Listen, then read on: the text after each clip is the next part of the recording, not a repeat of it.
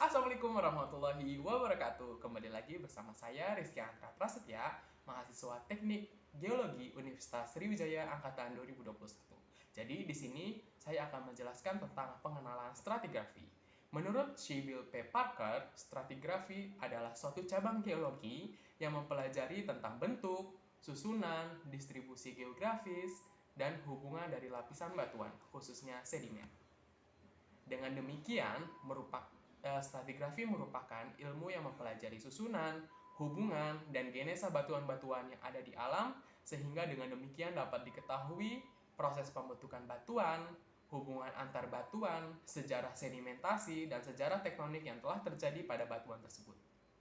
Pada dasarnya, stratigrafi terdiri dari dua suku kata, yaitu kata strati yang berasal dari kata stratos yang artinya adalah perlapisan, dan kata grafi yang berasal dari kata grafik atau grapos yang artinya adalah gambar ataupun lukisan. Dengan demikian, stratigrafi dalam arti sempit merupakan ilmu pemarian lapisan-lapisan batuan. Dalam arti yang lebih luas, stratigrafi dapat didefinisikan sebagai ilmu yang mempelajari tentang aturan, hubungan, dan pembentukan atau genesa macam-macam batuan di alam dalam ruang dan waktu. Oh iya, dalam stratigrafi ini terdapat hukum-hukum mengenai keterbentukan lapisan tersebut. Apa aja ya? Berikut adalah hukum-hukum dalam ilmu stratigrafi. Pertama, hukum superposisi. Dalam keadaan yang tidak terganggu, lapisan paling tua akan berada di bawah lapisan yang lebih muda. Hal ini secara logis dapat dijelaskan bahwa proses pengendapan mulai dari keterbentukannya, lapisan awal yang terletak di dasar cekungan, selanjutnya ditutup oleh lapisan yang terendapkan kemudian yang tentu lebih mudah daripada sebelumnya. Kedua, hukum uniformitarianisme. Hukum ini digagas oleh James Hutton pada tahun 1785.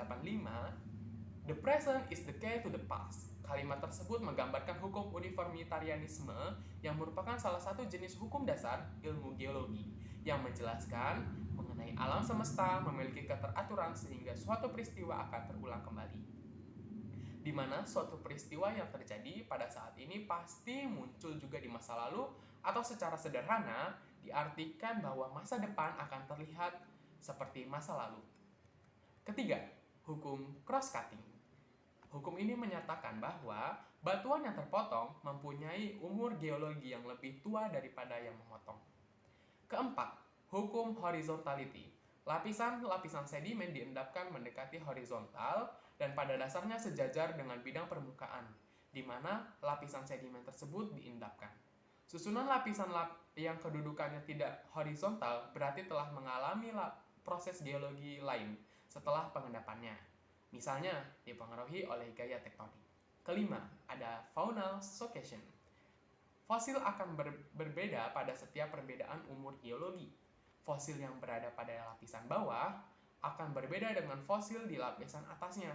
Fosil-fosil yang dijumpai pada perlapisan batuan secara perlahan mengalami perubahan kenampakan fisiknya akibat evolusi dalam cara yang teratur mengikuti waktu geologi.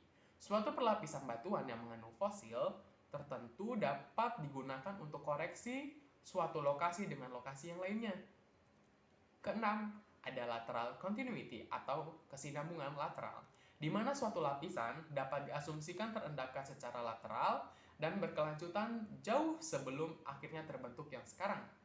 Material yang membentuk suatu perlapisan terbentuk secara menerus pada permukaan bumi, walaupun beberapa material yang padat langsung berhenti pada saat mengalami transportasi.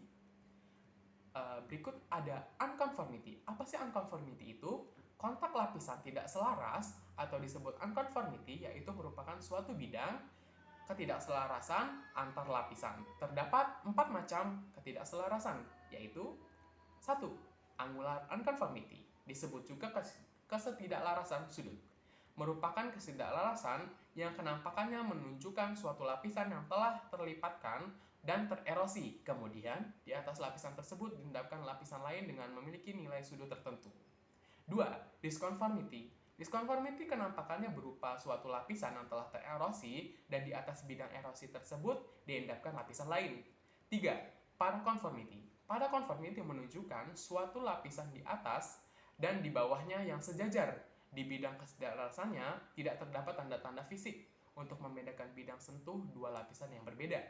Untuk menentukan perbedaannya, harus dilakukan analisis paleontologi dengan memakai kisaran umur fosil.